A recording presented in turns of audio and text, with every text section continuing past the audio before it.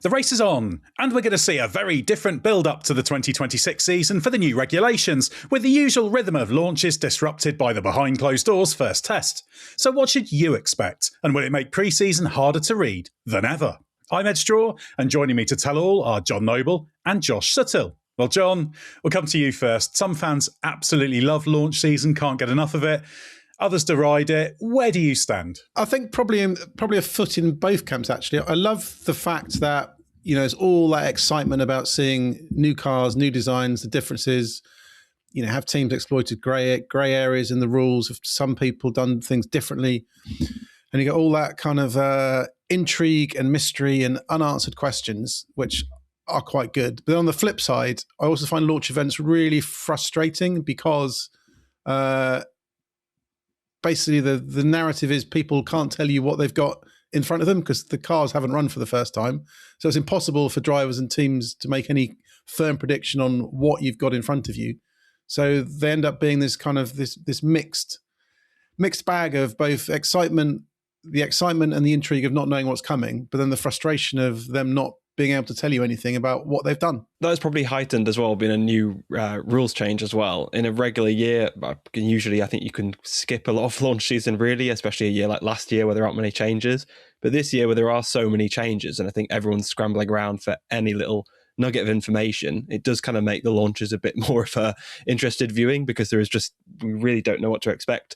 We could find things, even just little glimpses are going to tell you a lot more probably this year than in previous years. But that will probably also, I guess, make the teams even more secretive. If you think back to the 22, the last kind of era rule change, I think it was Red Bull that came out with this car that was kind of claimed to be real and clearly wasn't. There's going to be all sorts of that, isn't there, where we can't even trust teams when they say, look, this is the real car or this is the real part of the car, because there's going to be all those kind of games going on. The way I always think of it is, obviously you have to be very open-minded about what you see in launches, and launch season and pre-season testing are all kind of merged into one, more so than ever this year because of that first test that we'll talk about in a bit more detail later on. But I think of it as you've basically got a big knowledge bucket to fill up about an F1 season in terms of how the cars are and everything. And right now it's pretty much empty, but the launches are the first start for putting those little bits of knowledge fluid into the bucket. And then gradually that will fill up over the year. So if you go in with the view of, at a launch, for example, you're definitely going to see all the secrets of a car. Well, you're not. But not getting everything doesn't mean you don't get something. And it's not just what you see in the car. Often, if you really pay attention to what is being said, and obviously we do that a lot and we try and amplify the really key things, there's often the start of themes for the season that come in. One that leaps to mind was back in 2024. I'm forgetting what year it is. Haven't quite adjusted to it being 26. But remember, McLaren talked about the fact, we're not going to start particularly great, but we have got some upgrades coming shortly that will kind of change things a lot. And I remember us having debates about, has McLaren just not kicked on? Do we need to sort of say, where's this team going? And we're sort of saying, we're going to have to wait until they hit that first big upgrade. And of course, when they did get their upgrade, it made a difference. And there was a great leap forward. So for me, John, it's the start of those narratives. And you won't get huge amounts of information, but as long as you're realistic about what you can learn, it is the start of the filling of the knowledge bucket that I've just invented. Yeah, completely. I think you get an understanding of what the teams have understood about the rule set as well. And we'll get that this time because we don't know how these cars are going to perform. The teams have been, since January the 2nd and probably since the day after the Abu Dhabi test, will have been in the simulator, cars on rigs, everything pushing through. They'll have a much deeper understanding and knowledge of what these 26 cars are going to be like. What are the performance drivers? What are the areas they're going to focus on initially? Are aerodynamics and your corner mode, straight mode, offset going to be key to car performance? Is it all going to be about energy recovery and how much you can recover into the battery under braking and how you treat the corners? Is it going to be your deployment? Is it all going to be decided by compression ratios early on? We don't know. There are a lot of uncertainties because as you talk about this knowledge bucket, maybe something we'll have to carry around with us every race and slowly fill it in. But I think you get an understanding of where the teams are at this point in time because they're always far more advanced in their understanding than we get. So you get that as you go along. But what you don't get is a definitive answer. And I don't think we're going to get a definitive answer on the 26th form book, potentially not even until the middle of the season. Because I think things are going to move around so much as teams chase each other, copy each other, work out where the performance drivers are coming from, that I think it's going to move around quite a bit. Especially with that increased scope for there being performance variations by track configuration, particularly when it comes to the PU and the harvesting ability, the kind of high energy demand circuits versus the lower ones could lead to a swing, or they could not. But it's also really interesting to monitor the team's messaging and where they're positioning themselves. It doesn't mean you take everything they say, fall for it, hook, line and sinker, etc. And there'll be a lot of blandness in what's said.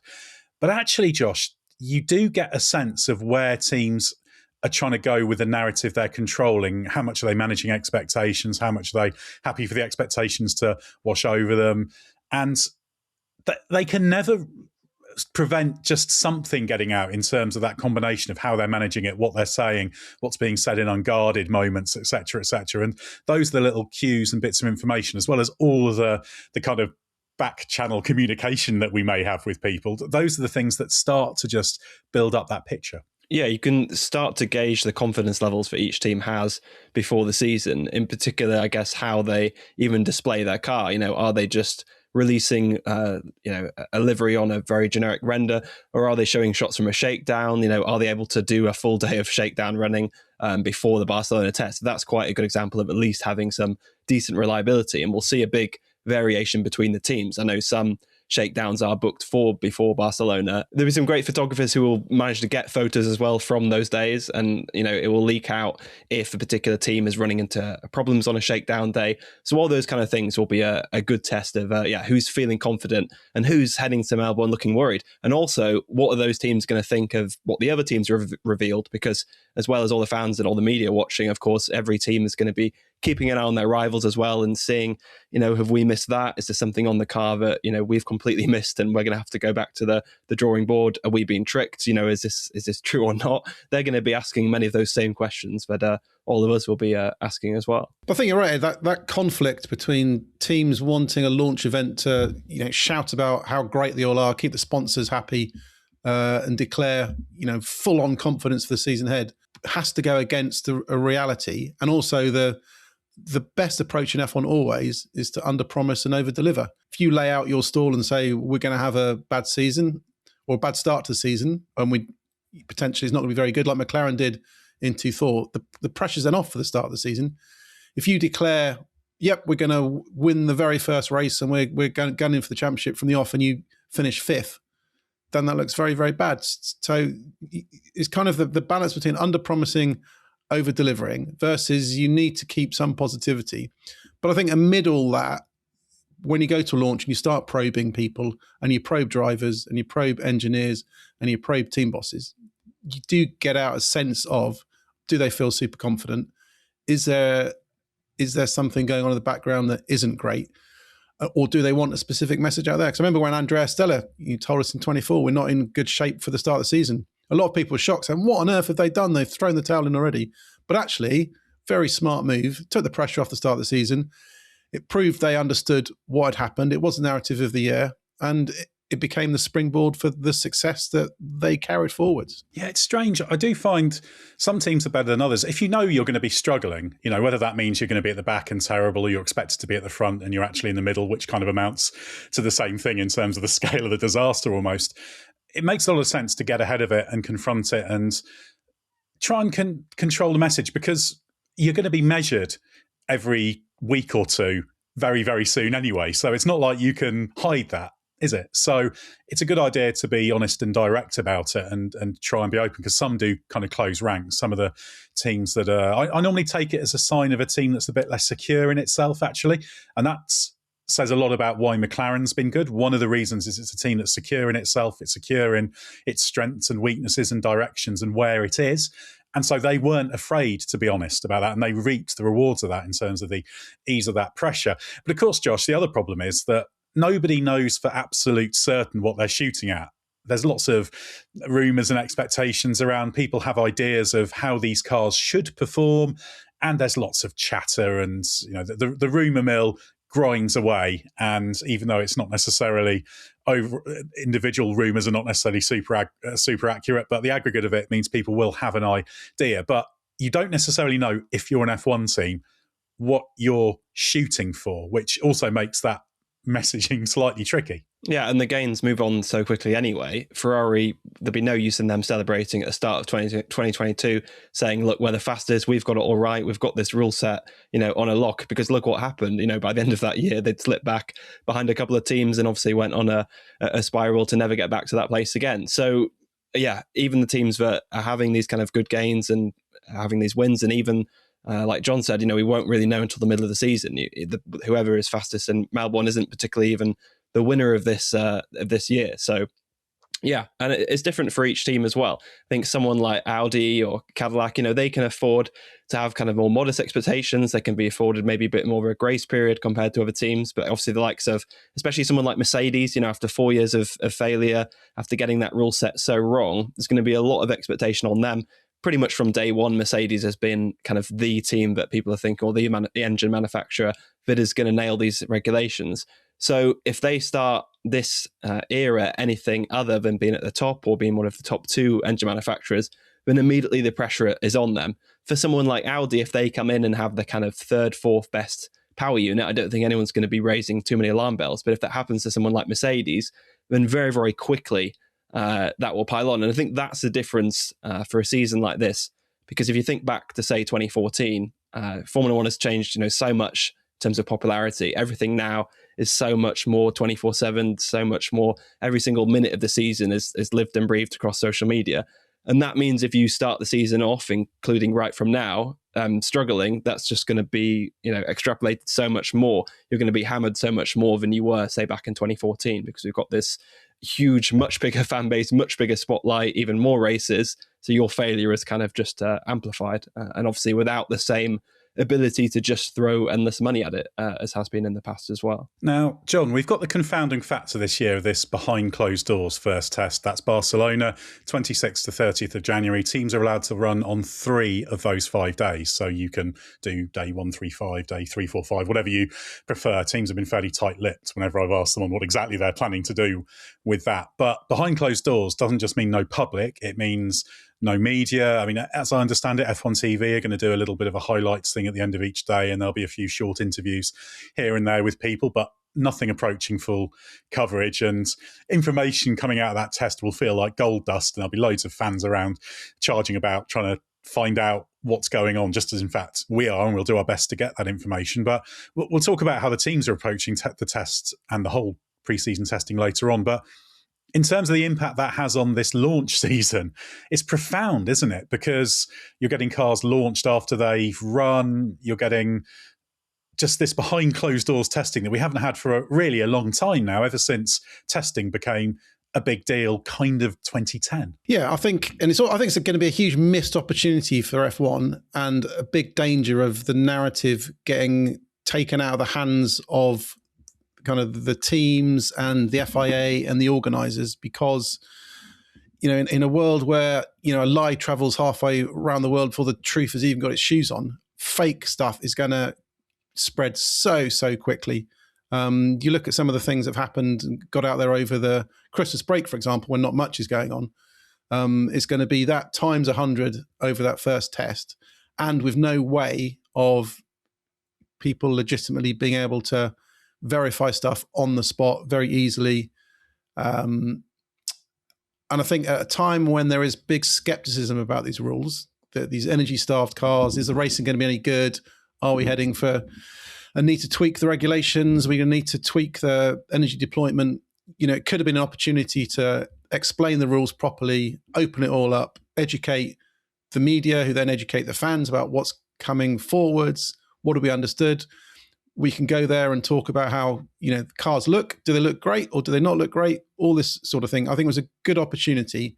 And I think to have that week, allowing the narrative to run by itself will be quite dangerous, because you could end up with an image of F1 that's very different to what the reality is on track, with no kind of reputable sources able to verify. I go back to, I remember the very first test in Jerez in 2014 with the hybrid cars. Been a lot of talk about they're not going to be as loud as the old V8s And Bernie Ecclestone gave a briefing to the Fleet Street papers saying these cars sound terrible, they're appalling, it's going to be a disaster for Formula One, all this sort of thing, which was all well and good. But he wasn't in Jerez. The briefing came from his London office. And for us actually in Jerez, I didn't think the car, they didn't sound as loud as V8, sure, but they weren't so bad.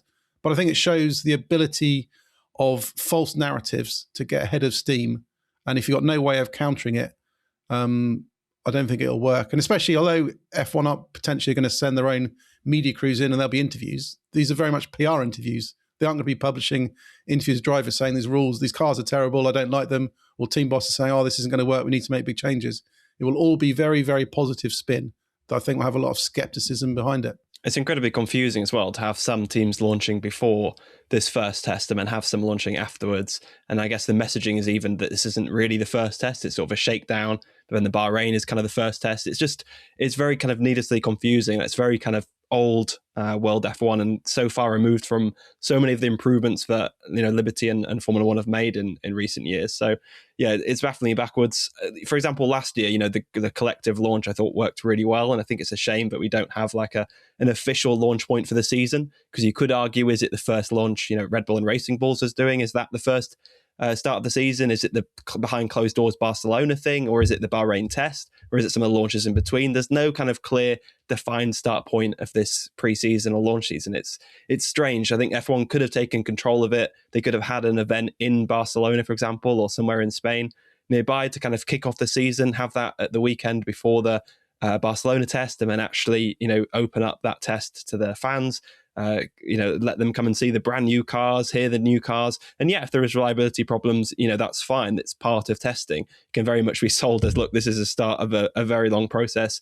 See the cars now and you'll see them develop through the season. I don't think, anyone would be feeling shortchanged if they're able to do that. I think it'd be a really exciting opportunity for, particularly people in Europe to come and see the cars before the first race or before the first European race a few months after. So yeah, it feels like a missed opportunity and really baffling, confusing messaging to start what should and could well be a really promising year for F1, and it feels like they're starting off on the wrong foot. Yeah, I don't think they've learned from what happened that you referred to in 2014, John, because everybody said for the past decade or so, oh yeah, that wasn't well done, grumble, grumble, grumble. And then they've got the chance to do it again with new power units, and they're going to make the same mistakes. They are making the same mistakes. And my belief is that's rooted in this underlying thing that I think F1 as a whole has, that although they're really excited about the growth of F1, I'm not sure there's much underlying confidence in the product of F1. And I think that transmits to the fans and those in the wider world. They've made testing a big thing. And you can't kind of put the genie back in the bottle. The only way they maybe could have done that is said to everyone, right, you have got 3 days of private testing before the first test. Use it how you will. And even if you just had it splitting into 2 different tests, that would have kind of taken the edge off. But the fact they are all testing in one place and they're shutting the world out, I don't think sends out a great message. And people will say, oh, you just want to be there so you can fill your knowledge bucket more. Well, yes, I do. But I actually think for F1 as a whole, this isn't a great move. And John, it's one of those things that I think is not entirely understood within F1 how bad this is going to look. No, I think until the test happens, I think it's hard to know what the narratives will be and how things will take off. But I've got absolutely no doubt there's going to be a lot of false stories that get ahead of steam, and not having people on the ground to counter them will mean you slow the ability to shut them down. If things happen on Formula 1 weekends, for example, or normal tests, you get all these wild stories go around. They can be quickly checked and rubbished and clarified and sorted and done within minutes, basically, because you've got lots of people there. But at the very time, if this was the second test that was private, or it was a mid-season test that was private, doesn't particularly matter. But at the very start of a rules era, when you've got a huge opportunity to say how great these cars are, we've got 1,000 horsepower split across an ICE and battery, we've got energy recovery, we've got active aero, look how amazing all these things are, to then run it behind closed doors because you're scared of some negative publicity, or you're scared the team's get distracted by a few journalists or camera crews there. I can understand why you potentially don't want it live televised and everything deep down analysed and teams all exposed, but there are ways to manage these events, and there would have been ways, as I said, to educate people. Everyone could have come out of the Barcelona test, understanding the regulations, talking about how great They are understanding the limitations, what the performance factors were, lots of things to fill that knowledge bucket up. But the difficulty potentially we'll have at the end of that test is the knowledge bucket may be full of some stuff, but a lot of it could be rubbish that we're going to have to kind of rifle through and pick out 2 weeks later in Bahrain.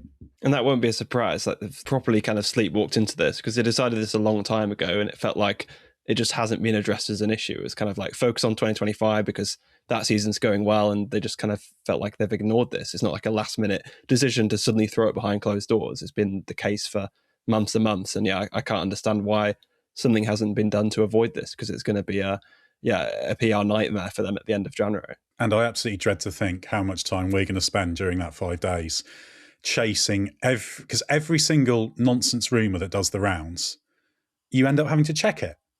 Someone will say, oh, such and such team's packed up and gone home, which has happened basically once in testing over the past 15 years. But I remember having to chase rumours of that happening that have come from somewhere, and you're like, every single one you have to sort of check. So there's going to be a lot of that. I mean, we will be doing that. We will be telling you what we know about what's going on. So there will be some information, but it seems very, very muddled. And I think it's a missed opportunity for Formula One as a whole to build up its messaging and really showcase this new era in the best light possible. And you know what? If the first day of testing, there's a load of cars not running, there will be a fantastic story about how quickly F1 teams and manufacturers turn that around, because day one of testing in 2014, in fact, even after the first test, I thought there was no way you'd have an Australian Grand Prix with 10 cars finishing in the points. It seemed impossible. And yeah, of course, you got there and 13, 14 cars crossed the line. So the storyline there was what an amazing amount of progress can be made in a tiny amount of time. So even what looks like a bad story on the outside will be very, very quickly turned around. So it feels like a missed opportunity. Let's see how it plays out. Right, Josh, let's talk a little bit more about the specific launch events. Which one are you most eagerly anticipating? Well, whoever shows us a real or something resembling a real 2026 car will be the most interesting one. A little bit of debate about, I guess, who that exactly will be. Possible that could be Haas. Obviously, the first kind of official launch at the moment is the Racing Bulls, Red Bull kind of dual launchers in it, which is very much going to be livery only. I fear for that one because we've had some really good Red Bull launches in the past. If you think of like 2024, there was a really good one there where they actually showed quite a lot of information. Had some like really good tech interviews. Adrian Newey was there. They had some kind of good, proper meaty stuff. I'm a bit worried that this one could be lacking in substance and be all kind of style and flashy stuff, which probably we're not the target market for that. So you're really looking for the week after that. You've got several launches there who will hopefully start to get a picture of what these cars look like. Like I said before, no one is expecting the teams to actually show their proper, full, real 2026 cars. But I would appreciate if anybody even shows us something, close to resembling what might turn up in Barcelona or Bahrain. I think even just little glimpses can at least give, fans an impression of what these kind of cars look like, rather than just taking the 2026 renders and slapping a livery on, which I suspect quite a few teams probably will go for that approach, as was very popular, like I said, in the last rule set for 2022. How about you, John? Is there one that's leaping out at you? I'm most intrigued to see what Adrian Newey's first kind of interpretation of the 26 cars is like. I'm sure that car that we get to see, I think they're launching in Saudi Arabia, it'll be after the Barcelona test. So I'm sure images will have leaked out because there's no way nobody's going to get photos of any of those cars over the Barcelona test. Whether that's come from marshals with their iPhones out or team members or things leaking out from teams. So the images are going to get out. But I am intrigued to see what Newey's done and the interpretation of it and how that compares to other people. Although Newey is the absolute master of making sure that nothing that will be displayed on that car will be performance critical, that all the best secrets will be either hidden away, so out of view, or won't feature on the car and will be replaced with fake parts to divert attention. But even though teams do play games, and I quite like the games they play when you kind of see what they've done and how they've done it and what they're keeping secret, you still get a sense of the design and the concept and what's really going on, even if I think launch spec cars this year are going to be perhaps the most different that they can be between what actually appears in race one. I must admit, I'm quite looking forward to the Cadillac launch, as it were, which is February the 8th, which is in an advert at halftime of the Super Bowl, which, for those who don't follow these things, that's prime real estate in terms of cost for adverts. So that will have cost many millions of dollars. I dread to think how expensive that is. And that one's something a little bit different because it's just interesting to see the way GM is pushing the Cadillac F1 team and the way it wants to really introduce it to the American audience. And of course, what better way to do it than an advert at halftime of the Super Bowl? That's just such a huge deal. So I'm interested in that because that's something a little bit different. But it is going to be strange because we aren't going to get many conventional launches. There'll be some conventional launch events, but because those cars are running, we're often going to have seen glimpses of them or footage of them, this, that, and the other before they're revealed. I guess the Haas one on January the 19th, that's been moved forward. That will be a 26 renders. I mean, the Haas normally put out renders of the car, which does little bits of design cues and details in there. They're normally cutting out the sort of, they redact certain areas of the car, but even where you redact areas of the car or cover them up is interesting. So you think, oh, okay, you're kind of covering that up because these are new cars. While you could guess with the old cars, once we'd had a few years of the regs, what they were going to hide or simplify, there might be some area of the car that's almost blanked out or sort of blurred out that you think, why are they covering that up? You never know. That's what the joy is of even these kind of simple render-based launches. And I think Haas being the first proper car as well is that's good publicity, because obviously so much part of these launch seasons is about getting publicity, about getting eyeballs, and there's no better way than being the kind of first proper car. So yeah, I hope they come out with something proper, as Haas has done before. It's just a good way to get noticed. And we've been talking mainly about cars, and I know for a lot of people it's about the liveries and kind of how they're going to change or not change. And that's maybe one factor that's quite different as well, because there's so many manufacturers involved now that doesn't seem that much leeway for different bits of creativity in the livery department. I think you can think of basically Racing Bulls, maybe Haas could do something different. I think there's been rumours of Red Bull doing something slightly different as well. But given it's mostly manufacturers who kind of have the same colour schemes each year, there's not even that much of interest there. So I think some fans will feel a bit shortchanged. If there isn't a proper car, the only thing you can really go on is perhaps the new livery. If it looks the same as last year, people will feel shortchanged. And then in between, teams have fallen into the trap before of having kind of fairly mindless launches where people talk and don't really say much. So yeah, hopefully that the teams will give fans something, because it is worth it. I think the problem is that some teams, it almost feels like they're just going through a checklist of, they have to shout out a particular sponsor or partner, and it's all fairly generic. And you can do that as obviously is their right, but you can do it in a much more engaging way than I think we've seen sometimes, because they have interesting things to say and fans are willing to listen, but also they don't want to sit through an hour of pointless talking to then get a render of a car at the end of it, which isn't even the real car, and it's just a livery that they've seen 12 months prior. Well, I like to think that they're going to be raising their games at launches under pressure, because we, for the past few years, have been doing the launches ranked, haven't we? So for me, that should be the key thing. If you're not in the top 3 of launches ranked, you need to raise your game. That's what counts for us. Do we know if Ferrari are doing their usual running it at Maranello? Because their shakedown one is always quite entertaining. Ed, do you know if we're doing that for 2026? I think they're going to do it at Fiorano. They were a little bit... They're not really willing to confirm exactly what they're going to do. I wouldn't be surprised if they do one of the 15-kilometre demo events where you can do the short. That's not the full filming days, but you can do a short demo run of 15 kilometres. So they might well do that, but we'll certainly get stuff out of that Ferrari launch. Same with Mercedes. They're doing a digital one on January the 22nd. There'll be some interviews around that. Mercedes are pretty good at this sort of thing, so there'll be some interesting bits and pieces out of that. There's a Honda power unit event in Tokyo on January the 20th as well, isn't there? That'll be interesting. How about Audi, John? They're putting on an event in Berlin based on the one Scott went to at the back end of last year. I imagine they're going to put quite a lot of effort into that one because it's the big public debut of the Audi Works team. Yeah, there's a lot of interest around Audi. I think generally manufacturers do get a lot of kind of fans interested in them and following them, and they get a kind of a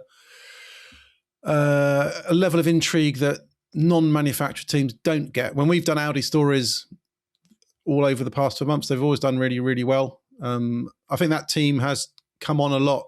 When we go rewind just over 12 months, when Sauber had 0 points, I remember Mattia Bonotto telling me last year, when he arrived, it was 0 points, 0 plans, and kind of nearly zero hope at the time. but things have changed a lot. It's moved forward. Audi are pushing on quite a lot. New title sponsors in play, commercial partners, new livery. Teams made progress. Jonathan Wheatley's arrived and just given them another step up. I am intrigued to see how it goes. I'm also intrigued to see where they stack up, because I think there is a case of not particularly being sure where. I mean, I think most people there's a consensus that Cadillac will be at the back, but we don't know how far at the back they'll be.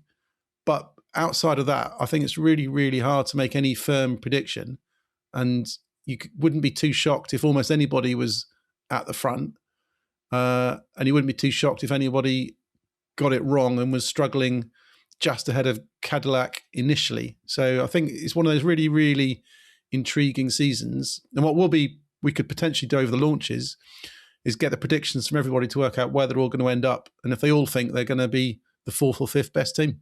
It's a shame that Franz Tost isn't around anymore, because remember, he used to make some extremely ambitious targets and declare that then Toro Rosso would never hit, which was always entertaining. But I quite like the fact he'd set a bold public target. But yeah, Audi have been kind of managing expectations, haven't they? They're saying, look, we're not going to have the best power unit initially. But where they are very clear is that they want to be able to fight for the title by 2030. So that's the kind of Audi timeline and 5-year plans. You can argue they're not worth the paper they're written on in F1, but that's the kind of timeline they're looking at. But yeah, it's going to be an interesting period of launches, and obviously we're going to be doing a huge amount of coverage at the race on YouTube. We'll be doing podcasts, loads of stuff on the website as well. We've got a page on the website which lists all the latest information about the launches and when they're going to be. There's still a few teams that haven't fully confirmed.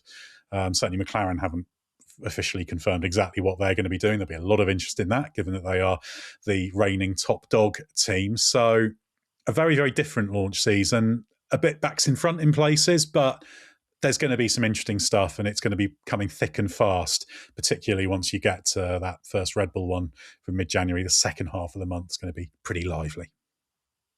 Well, let's talk a little bit about testing now. There's 9 days of pre-season testing because of the new cars, 3 days of running across that 5-day window in Barcelona that I mentioned. And there's 2 3-day tests in Bahrain. That's February the 11th to 13th and the 18th to 21st. What do we know about how teams are going to approach pre-season testing itself? I think the Ferrari plan, which Fred Vasseur talked about, you were at the Christmas lunch, of basically having a Spec A car, which is a very basic version, just to get your reliability running done in Barcelona. I think Barcelona will all be about mileage, understanding the car, the systems, the processes, the checks, having a long list of things you want to get robust, get all those niggles and early headaches out the way, and don't worry too much about performance. I think even if we got a full chart of lap times from that Barcelona test, I don't think that will give you a picture of. I don't think that will have much correlation with what we get to see in Melbourne. I think when you get to Bahrain test 1, you'll have maybe a step of progress in terms of car design and development, and there'll be a bit more leaning towards performance. But I think it won't be until Bahrain 2 and maybe even the final days where we get to see full-on race 1 spec cars that teams will want to know what the performance limits are. They want to do some low fuel running. They want to see how far they can push things. They want to understand, where these final tenths and hundredths are going to come from. Yeah, so Bahrain 3, which will Bahrain test 2, whichever way you want to. TO3, as they like to call it in F1 teams. TO3. So that final Bahrain test, that'll be the performance one. That'll be the one where the teams are running pretty much their Melbourne spec. There may be some bits that arrive just before Australia, but that will be pretty close to race 1 spec. If you do any performance runs, you'll do your low fuel runs, you'll do your race sims, you'll do your tyre preps, you'll understand your limits, you'll be proofing stuff, and that should give both the teams and us a picture of how things are going to look for Melbourne. Yeah, I always, and I've talked about this before on the podcast, remember that 2014 test at Jerez. You must have been there as well, John. I think we were both there, weren't we? And I just remember being in the pit lane after the pit lane had opened. Everyone was just hanging around, standing in the middle of the pit lane chatting because nobody was going out. And then we didn't have that many laps on the day. Lewis Hamilton eventually went out in the Mercedes and then had a front wing failure later on.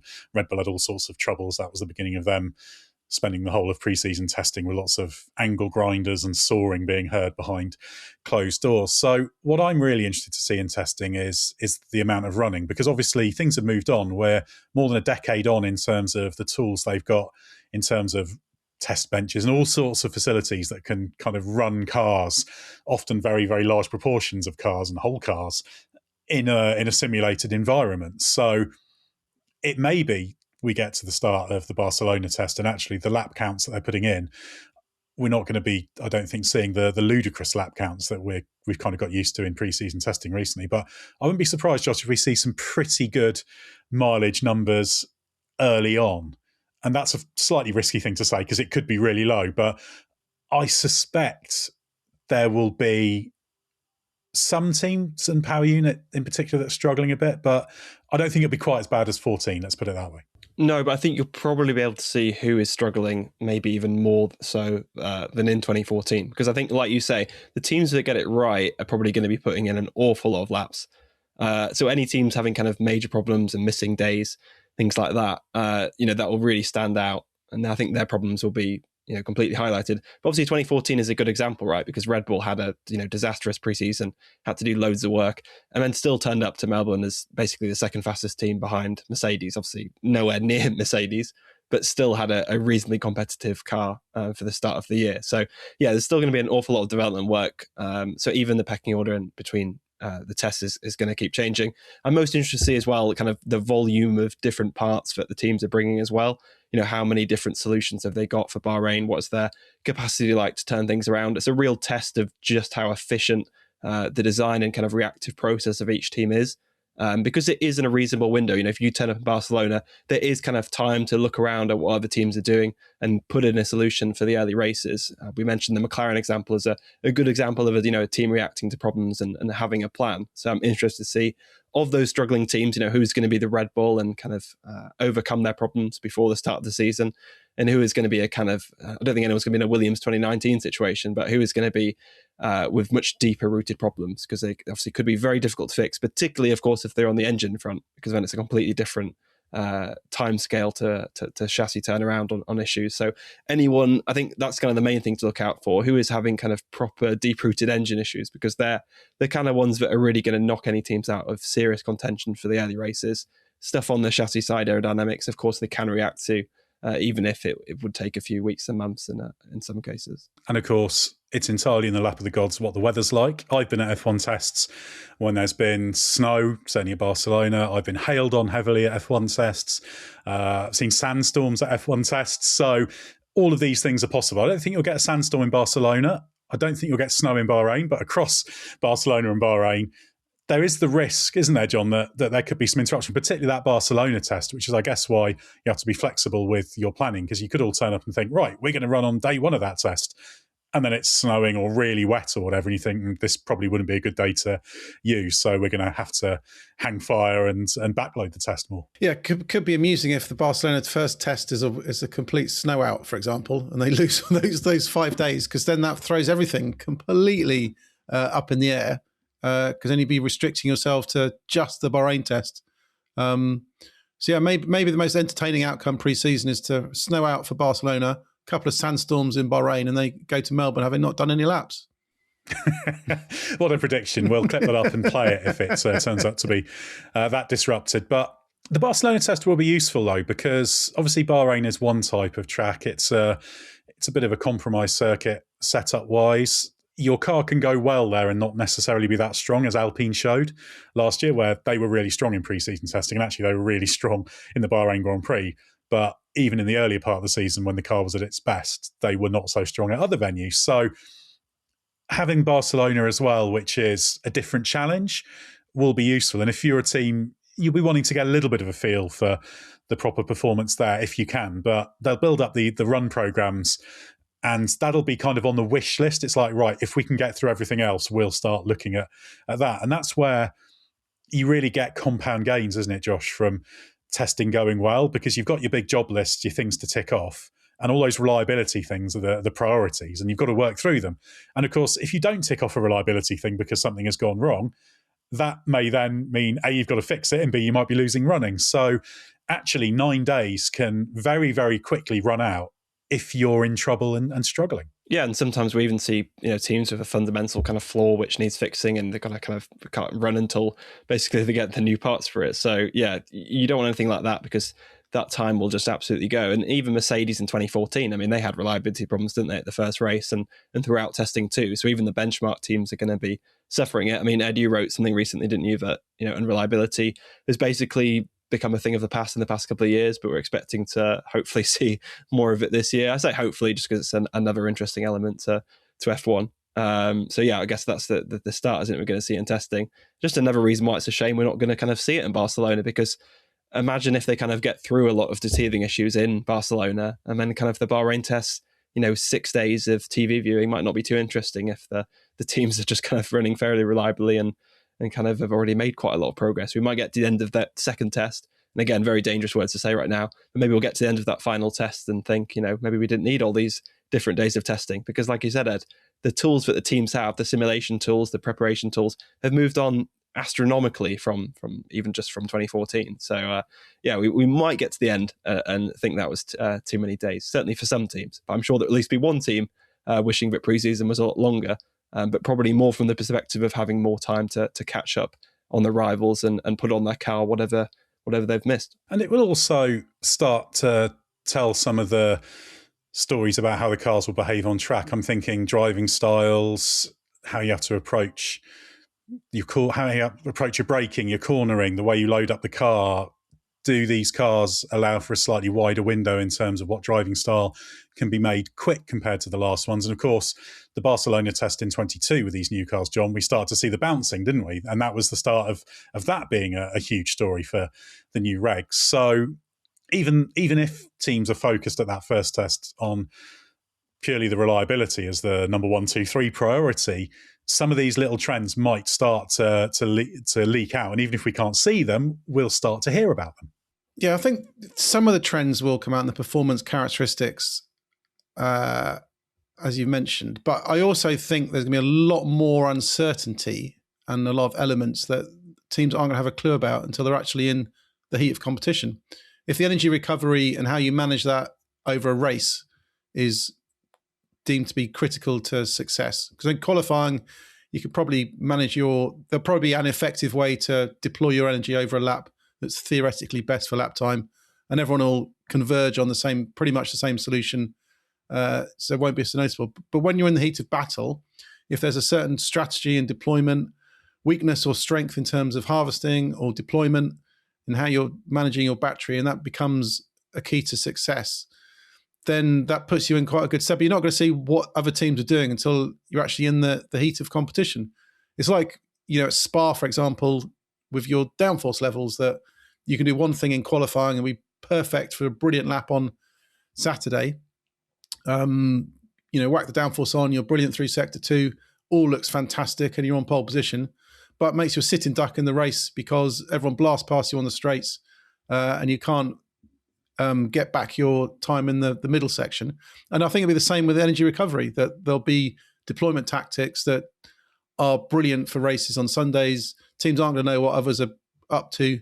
So we probably won't get a proper trend of how that's going on. Maybe for 2 or 3 races, there may be a team or a certain manufacturers whose product is just better than everybody else's, and it doesn't show until the races on Sundays. The thing that normally shows up quickest in pre-season testing is if someone's in real trouble, isn't it? So that you normally get the strongest signal earlier, and then the other signals start to come through. But one thing we will hear about as well is the kind of correlation, because they've done endless simulator running, not just the driver in loop simulator, but there's all sorts of simulation technologies that are used. And it could be, let's say you go into the test, all your reliability items are wonderful, your cooling's brilliant, you think, oh, we've rattled through that fantastically. Let's try and do some running to understand how well we can harvest, etc. And then suddenly you realise that everything just doesn't line up.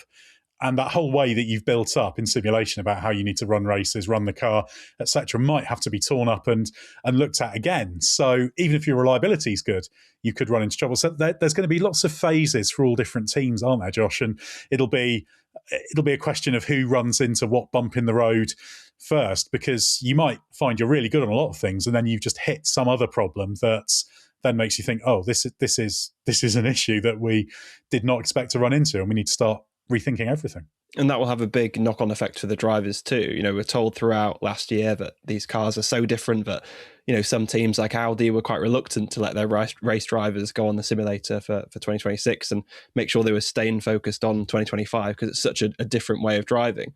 So it's really important as well that the drivers have obviously the track time to learn these new cars, to make sure what they've been learning in the simulations correlates to reality. Obviously, if your team has a bunch of reliability problems, then that's not going to be great in terms of you getting the time to adapt to the new cars. So many obviously different driver storylines that will start to get the very, very first hint of, you know, how does Isaac Hadjar do in the main Red Bull team? Is this a Ferrari that better suits Lewis Hamilton? Yes, you know, it's only testing, but that will be going through his mind those first few laps. In Barcelona and Bahrain, he gets two very different circuits, two circuits he's had lots of success on in the past. I'm sure he'll be, you know, getting his first laps there and thinking either, oh, this feels a bit more like more of the same, or I can feel like this is a car that I can really get stuck into. I feel nicely energized. I feel ready to go into the season. There'll be some drivers thinking, oh, yeah, I didn't like it on the simulator and I don't particularly like it on track either. That's one thing I'm interested to see as well, because there was such mixed reactions when these drivers tried it on the simulator. I'm interested to see what are they going to be saying across testing, because it's a difficult balance for everyone to strike, because obviously they want to create a lot of positivity and generate a lot of excitement for the new season. You don't want a testing filled with drivers saying, oh, I really don't like the way these cars handle. I don't like having to do all these energy management things. It's not a great sell for the championship. And we did see some interesting kind of rowing back on those comments. I think we had kind of Charles Leclerc and Lance Stroll being quite negative in the middle of the season last year, and then later there were kind of revisions of, well, I've tried it again and, you know, it's all right, there's good positives and stuff. So I'm interested to see what is going to be the tone across the drivers. Are there going to be lots of complaints about it, or is there going to be a lot of excitement for, like I said, what is a very, very different way of driving the cars? I can tell you exactly how the reactions will be. The drivers that are winning and leading and doing the stuff at the front will be loving the regulation, saying how brilliant it is, and, you know, it's all about smart driving and this is a great Formula One. And the drivers stuck at the back will be complaining, saying this is a disaster. I don't know why I've done these rules. They're a backward step. And that's how it will be over the course of the season. Once again, the cynical view prevails and is the most logical. But that point actually about drivers, we will see some sign of who's adapting well and what the optimum way might be or might not be to drive these cars, because we started to see that again in 22. We saw the fast adapters, the kind of Max Verstappen's, the Charles Leclerc's, changing their braking approach pretty early on, and then others were starting to follow that. And usually the ones who are quickest at that often are the ones who just process it all so quickly. They almost do it all subconsciously.